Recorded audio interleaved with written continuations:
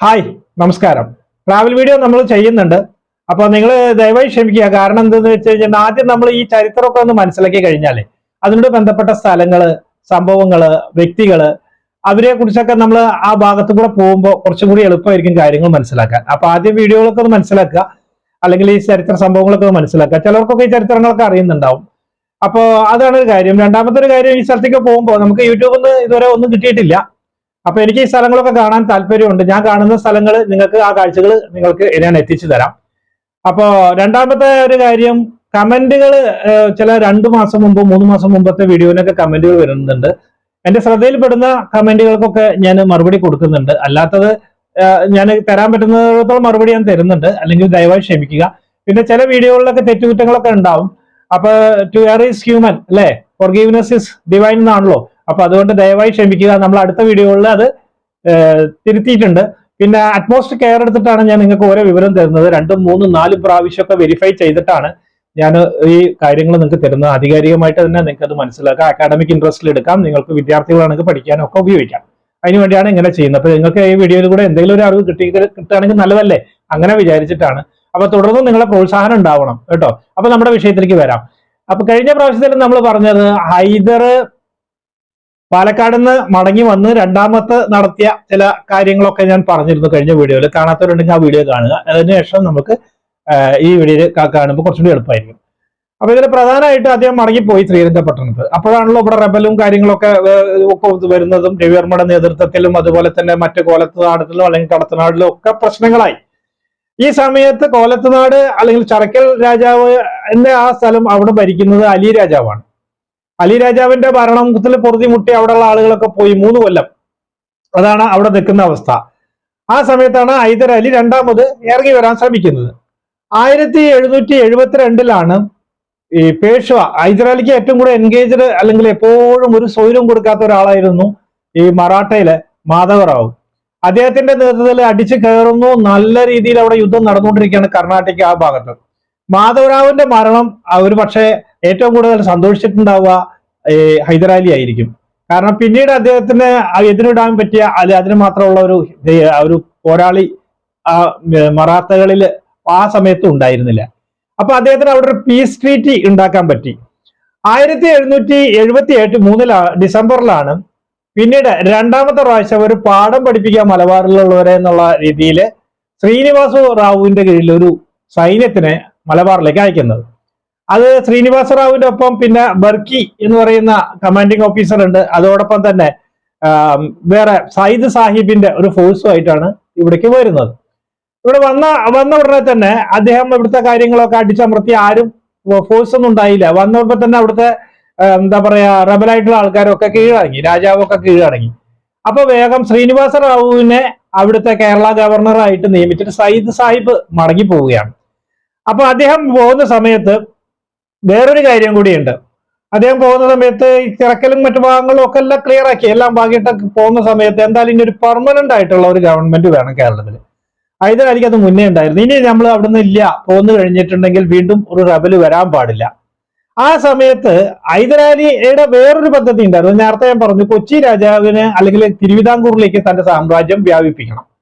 അങ്ങനെ ശ്രീനിവാസ റാവു 1773 അദ്ദേഹം ഈ കൊച്ചി രാജാവിനോട് പറഞ്ഞു, ഞങ്ങൾക്ക് ചെലവ് ഒരുപാട് ഉണ്ടായിട്ടുണ്ട് യുദ്ധത്തിനും മറ്റു കാര്യത്തിലും. ഒരു 4 ലക്ഷം രൂപ. ഈ 4 ലക്ഷം രൂപ എന്ന് പറയുമ്പോൾ നിങ്ങൾ തെറ്റിദ്ധരിക്കേണ്ട, പഗോഡകളാണ്. പഗോഡ എന്നാണ് പറയുക. ഞാൻ എളുപ്പത്തിന് നിങ്ങൾക്ക് മനസ്സിലാവാൻ വേണ്ടിയിട്ടാണ് രൂപ എന്ന് പറയുന്നത്.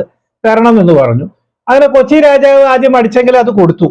1776 രണ്ടാമത് വീണ്ടും ഒരു പ്രശ്നം ഉണ്ടാവുകയാണ്. കാരണം സാമുദ്രിയുടെ കീഴിലുണ്ടായിരുന്ന ഒരു സ്ഥലമുണ്ട്. അതാണ് തലപ്പെട്ടി മേൽവട്ടം എന്ന് പറയുന്ന സ്ഥലം.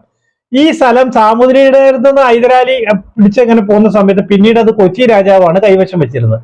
അങ്ങനെ കൊച്ചി രാജാവ് ഇതിൽ നിന്ന് റവന്യൂ ഒക്കെ എടുക്കുന്നു. അപ്പൊ ഇതുവരെ കൈവശം വെച്ചിട്ടുള്ള ആ റവന്യൂ മുഴുവനും കൊടുക്കണം എന്ന് പറഞ്ഞുകൊണ്ട് ശ്രീനിവാസ റാവു ഇയാളോട് പറയുകയാണ്, അതിന് കൊച്ചി രാജാവിനോട് പറയുകയാണ്. അപ്പൊ കൊച്ചി രാജാവ് പറഞ്ഞു, ഞങ്ങൾ തരില്ല, അത് ഒരു അവകാശം എടുക്കാൻ പറ്റില്ല, ഞങ്ങളുടെ സ്ഥലം തന്നെയായിരുന്നു, ആ സ്ഥലം സാമുദ്രി പിടിച്ചതാണ് എന്ന് പറയുന്നു. അപ്പോഴാണ് സർദാർ ഖാൻ അവിടുന്ന് പുറപ്പെട്ടു. അദ്ദേഹം കുന്നംകുളം വഴിക്ക് നേരെ തൃശ്ശൂർ വന്നു. തൃശ്ശൂർ കോട്ടയൊക്കെ പിടിച്ച് അദ്ദേഹം വരുന്ന സമയത്ത് പിന്നീട് നിവർത്തിയില്ല. കൊച്ചി രാജാവ് പറഞ്ഞു, ശരി, നിങ്ങൾ പറയുന്ന കണ്ടീഷൻ എന്താ വെച്ചാൽ ഞങ്ങൾ അനുസരിക്കാം. എന്ന് പറഞ്ഞിട്ട് ഈ സർദാർ ഖാനുമായിട്ട് മീഡിയേഷൻ നടത്തുന്നതിന് പകരം കൊമ്പി അച്ഛനെയും അതുപോലെ തന്നെ നമ്മുടെ സ്വാമിനാഥ പട്ടരെയും ഹൈദരാലിയുടെ അടുത്തേക്ക് പറഞ്ഞയച്ചു. അങ്ങനെ ഹൈദരാലിയായിട്ട് ഒരു ഉടമ്പടി ഉണ്ടാക്കി. ആ ഉടമ്പടി പ്രകാരം പറയുന്നത് 1,00,000 പഗോഡ കൊടുക്കാന്ന് പറഞ്ഞു. പിന്നെ അതുപോലെ എല്ലാ വർഷവും 30,000 പഗോഡ വേറെയും ഒരു 4 ആനകളും നൽകാമെന്ന് പറഞ്ഞു. തൽക്കാലം അദ്ദേഹം ഒരു കാരണം കൊച്ചി രാജാവിന് വലിയ ശക്തിയൊന്നുമില്ല, ഡച്ചുകാരുടെ ഒരു ഇതിലാണ് നിന്നിരുന്നത്. ഡച്ചുകാരാണെങ്കിൽ കാര്യമായിട്ട് ഇതിൽ ഇടപെടുന്നുമില്ല. അങ്ങനെയാണ് അദ്ദേഹം അത് ചെയ്തത്. ഈ സമയത്ത് പ്രിൻസ് ഇവിടുത്തെ മലബാറിലുള്ള എല്ലാ രണ്ടാമത്തെ ഹൈദരാലിയുടെ വരവോട് കൂടിയിട്ട് അവിടെയുള്ള എല്ലാ പ്രിൻസുമാരും അതുപോലെ പ്രിൻസ് എന്ന് പറയുന്ന രാജകുമാരന്മാരും അതുപോലെ അവിടുത്തെ നോബിൾ ആയിട്ടുള്ള ആൾക്കാർ, നായന്മാർ, പ്രമുഖന്മാർ എല്ലാവരും ഒന്ന് പോയി തിരുവിതാംകൂർ. നായന്മാർ അധികം പോയില്ല, അവർ വിളിച്ച് നിൽക്കുകയായിരുന്നു. അതേസമയം പ്രധാനപ്പെട്ട ആൾക്കാരൊക്കെ ബ്രാഹ്മണരും ഇവരൊക്കെ തിരുവിതാംകൂർ പോയി. അപ്പൊ അന്ന് രാമരാജ ആയിരുന്നു രാമവർമ്മ ആയിരുന്നു തിരുവിതാംകൂറിൽ ഉണ്ടായിരുന്ന രാജാവ്. അദ്ദേഹം ഇവരെ സ്വീകരിച്ചു. ഈ രാമവർമ്മയ്ക്ക് ഒരു പ്രത്യേകത ഉണ്ട്. അദ്ദേഹത്തിന് നല്ല എല്ലാ ഭാഷകളും എന്ന് പറഞ്ഞാൽ ഒരുവിധം ഭാഷയൊക്കെ അറിയാം, കലാ സാഹിത്യം ഇങ്ങനെയൊക്കെ ഒന്നായിട്ട് അറിയാം, അത്യാവശ്യം ദീർഘവീക്ഷണമൊക്കെ ഉള്ള ഒരാളാണ്. പക്ഷെ അദ്ദേഹത്തിന്റെ വലം കൈയായിട്ടുള്ള ഒരു മിനിസ്റ്റർ അദ്ദേഹത്തിന് കിട്ടുന്നുണ്ട്. അദ്ദേഹമാണ് പിന്നീട് എല്ലാ ഉൾക്കാഴ്ചകളും അല്ലെങ്കിൽ എല്ലാ ശക്തിയുടെയും പിന്നിൽ അദ്ദേഹമാണെന്ന് പറയാം. അദ്ദേഹത്തിന്റെ പേരാണ് രാജാ കേശവദാസ് എന്ന് പറയുന്നത്. രാജാ കേശവദാസ് അധികാരത്തിൽ വരുമ്പോൾ അധികാരം എന്ന് പറയുന്നത് അദ്ദേഹം മിനിസ്റ്റർ ആകുന്ന സമയത്ത് തന്നെ അദ്ദേഹത്തിന് പോർച്ചുഗീസ്, ഇംഗ്ലീഷ് ഭാഷകൾ നന്നായിട്ട് അറിയാമായിരുന്നു. അദ്ദേഹം കയറിയിട്ട് പിന്നീട് അദ്ദേഹം ആ സമയത്ത് 1757 ശേഷം മാർത്താണ്ഡവർമ്മയ്ക്ക് ശേഷം ഈ തിരുവിതാംകൂർ രാജ്യത്ത് പല ഭാഗങ്ങളിലും ഇത് പിടിച്ചടക്കിയ സ്ഥലങ്ങളിലൊക്കെ കലാപം പൊട്ടിപ്പുറപ്പെട്ടിരുന്നു. അവരൊക്കെ സ്വതന്ത്രമായിട്ട് അവർ ഭരിക്കാൻ തുടങ്ങിയപ്പോൾ അതിനെയൊക്കെ അടിച്ചമർത്തണം, അതിനെയൊക്കെ ക്ലിയർ ചെയ്യണം. ഈ സമയത്ത് പൈസയില്ല. ആ സമയത്താണ് ഹൈദരാലിയുടെ മലബാറിൽ നടക്കുന്ന കൊടിയ കാര്യങ്ങളൊക്കെ ഇവർ അറിയുന്നത്. കൊച്ചി വരെ എത്തി എന്ന് പറഞ്ഞു. അപ്പൊ കൊച്ചിയിലേക്ക് വരുന്നതിന്റെ ഈ ഹൈദരാലിയുടെ ആദ്യത്തെ പ്രാവശ്യം വരുമ്പോൾ തന്നെ അദ്ദേഹം 10 വർഷം മുന്നേ തന്നെ ഈ വക കാര്യങ്ങളൊക്കെ ഇവിടെ തുടങ്ങിക്കഴിഞ്ഞിരുന്നു. അപ്പൊ അദ്ദേഹം ചെയ്തിരുന്ന ആദ്യം എന്താ വെച്ച് കഴിഞ്ഞാൽ ഇനി ഹൈദരാലി കടന്നു വരുമ്പോൾ ഹൈദരാലിയെ പ്രതിരോധിക്കണം, ഹൈദരാലിയുടെ സുസർണിറ്റി എടുക്കാൻ പറ്റില്ല എന്ന് പറഞ്ഞു കഴിഞ്ഞിട്ടുണ്ടെങ്കിൽ അദ്ദേഹത്തിന്റെ പിന്നിൽ അല്ലെങ്കിൽ സാമന്തനാകാൻ കഴിയില്ല.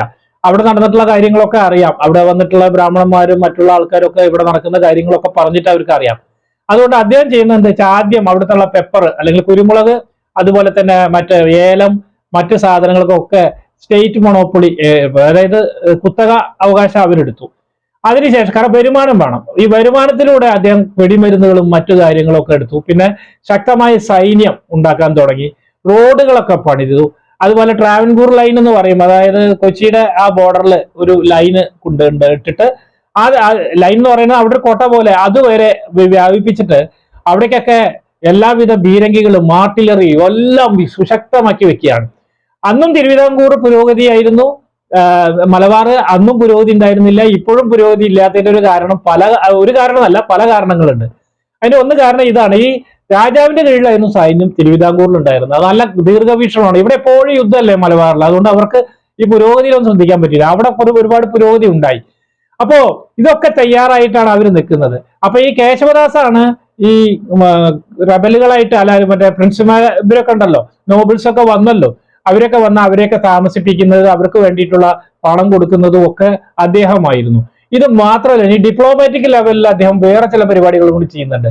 അദ്ദേഹം നേരെ അതായത് നവാബിലെ ആർക്കോട്ട് മുഖാന്തരം ഈസ്റ്റ് ഇന്ത്യ കമ്പനിയുമായിട്ട് ഒരു സ്ട്രാറ്റജി അല്ലെങ്കിൽ ഒരു ഉടമ്പടിക്ക് അദ്ദേഹം നിൽക്കുകയാണ്. സ്ട്രാറ്റജിയിലൂടെ ഒരു ഉടമ്പടി. അപ്പോ ഈ അന്ന് അത്ര വലിയ പ്രാധാന്യം ഇല്ലെങ്കിലും പിന്നീട് ബോംബെയിൽ നിന്നുള്ള നിർദ്ദേശമൊക്കെ കൊണ്ടുവന്ന് അതൊക്കെ കൊടുത്തുകൊണ്ട് ആയിരിക്കാം തിരുനെൽവേലി എന്ന് എഴുതിയിരിക്കുന്ന തിരുനെൽവേലി ഇവർക്ക് വിട്ടുകൊടുത്തു. തിരുവിതാംകൂർ നല്ലൊരു ഫ്രണ്ട്ലി ഇത് ഉണ്ടാക്കാൻ വേണ്ടിയിട്ട്. ഡച്ചുകാര് തിരുവിതാംകൂറായിട്ട് നന്നായിട്ട് ഒരു ബന്ധത്തിലായിരുന്നു. കാരണം ഈ തിരുവിതാംകൂറിൽ നിന്നായിരുന്നു അവർക്ക് പ്രധാനപ്പെട്ട വരുമാനം. ഈ സമയത്താണ് സർദാർ ഖാൻ അല്ലെങ്കിൽ ഹൈദരാലി ആവശ്യപ്പെടുന്ന തിരുവിതാംകൂർ ഞങ്ങൾക്ക് ആക്രമിക്കണം. കാരണം ഇതുവരെ തിരുവിതാംകൂറിനെ മാത്രം അവർക്ക് കീഴടക്കാൻ പറ്റിയിട്ടില്ല. അപ്പൊ അതിന് ഡച്ചുകാരുടെ സ്ഥലത്ത് കൂടെ പോകാനുള്ള അനുമതി നൽകണം എന്ന് പറഞ്ഞു. ഡച്ചുകാർ കുടുങ്ങി. കാരണം ഈ തിരുവിതാംകൂറുകാരെ പണക്കാൻ പറ്റില്ല. ഹൈദരാലിക്ക് നിന്ന് കഴിഞ്ഞാൽ തിരുവിതാംകൂർ പണങ്ങും ചെയ്യും. അവരാകെ ധർമ്മസങ്കടത്തിലായി. അപ്പൊ അവര് പറഞ്ഞു ഞങ്ങള് ഒരു ലെറ്റർ അയക്കുന്നുണ്ട്. ആ ലെറ്റർ എന്ന് പറയുന്നത് ഇവിടെ ബട്ടാവ എന്ന് പറയുന്നത് ഇവിടെയാണ്, എന്താ പറയാ, ബട്ടാവിയ എന്ന് പറയുന്നത് ഡച്ചുകാരുടെ ക്യാപിറ്റലാണ്. അവിടുത്തെ പ്രിൻസ് അല്ലെങ്കിൽ രാജാവിന്റെ അടുത്തു നിന്നുള്ള മറുപടി വന്നിട്ട് നമുക്ക് ചെയ്യാമെന്ന് പറഞ്ഞു. ഇതിനു മുമ്പ് 10 വർഷം മുമ്പേയും ഇത് തന്നെയായിരുന്നു ഇവർ ചെയ്തിരുന്നത്. അപ്പൊ ഈ മറുപടി എന്തായിരിക്കുന്നതൊക്കെ ഹൈദരാലിക്ക് നേരിട്ട് അറിയായിരുന്നു.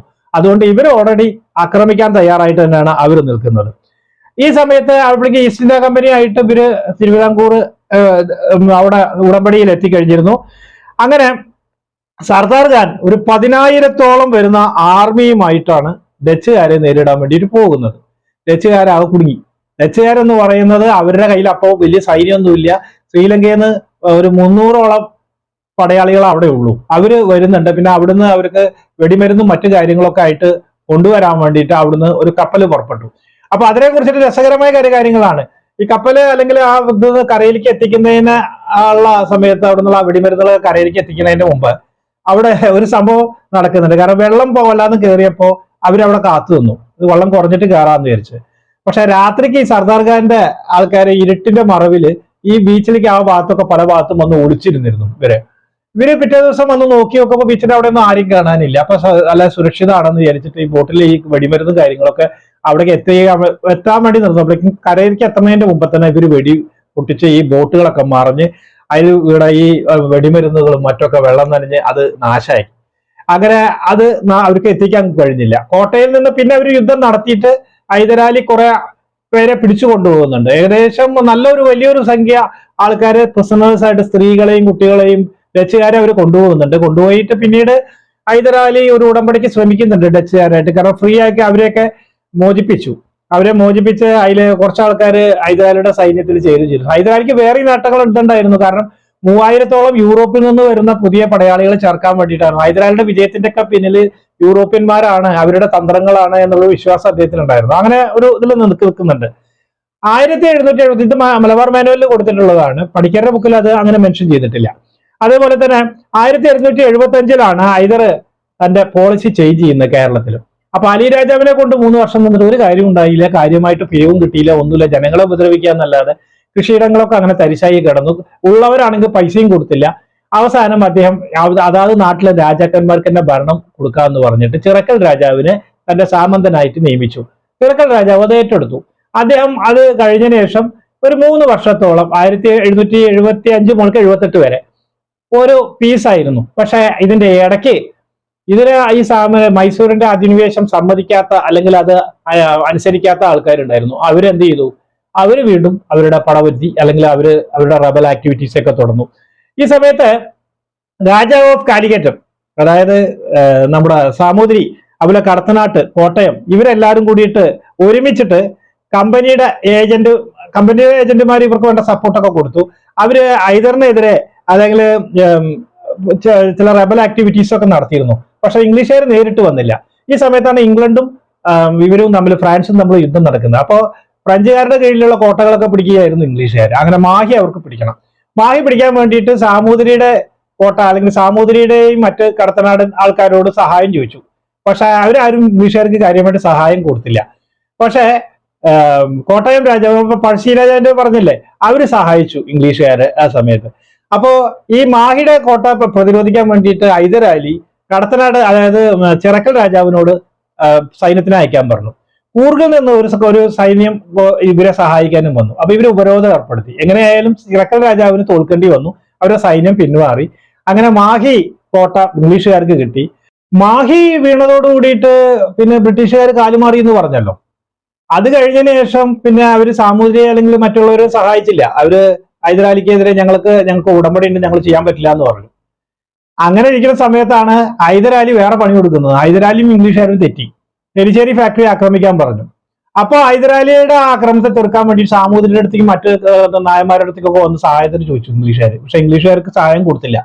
ആ ഒരു നിർണായക ഘട്ടത്തില് സഹായിച്ചത് കോട്ടയത്തെ ഞാൻ പറഞ്ഞ പഴശ്ശി രാജാവിന്റെ 1000 സൈന്യം അടങ്ങുന്ന എടച്ചേന കുങ്കനാണ് അത് നയിച്ചത്. അത് വിജയിക്കുകയാണ്. അത് മേജർ അബിങ്ടന്റെ നേതൃത്വത്തിൽ ഒരു സൈന്യവും പിന്നെ ഇടച്ചേന കുങ്കന്റെ നേതൃത്വത്തിലുള്ള സൈന്യവുമാണ് ഈ തോൽപ്പിക്കുന്നത്. അത് കഴിഞ്ഞതിന് ശേഷം പിന്നീട് ഇവര് നേരെ ബ്രിട്ടീഷുകാര് പിടിക്കുന്നത് കോഴിക്കോട് പിടിക്കുന്നുണ്ട്. ആ കോഴിക്കോട് പിടിച്ചതിന് ശേഷം പിന്നീട് അംബർസ്റ്റോൺ ആയി ഭരണത്തില് നേതൃത്വത്തിൽ വരുന്നത്.